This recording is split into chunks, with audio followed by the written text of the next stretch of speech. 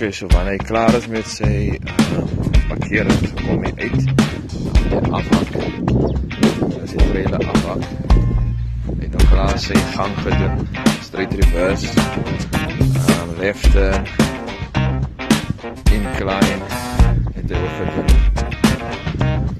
en die gangparkering op die wagen, dan moet hy afhak sy trailer, die parkering moet opgewet, en die parkering moet sy parallel. As jy even een sensitive is, dis wat jy nou doen, ja, af.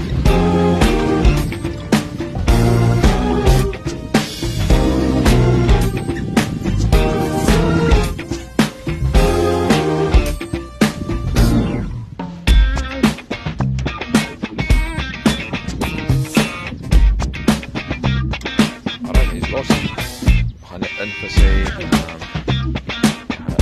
parallel.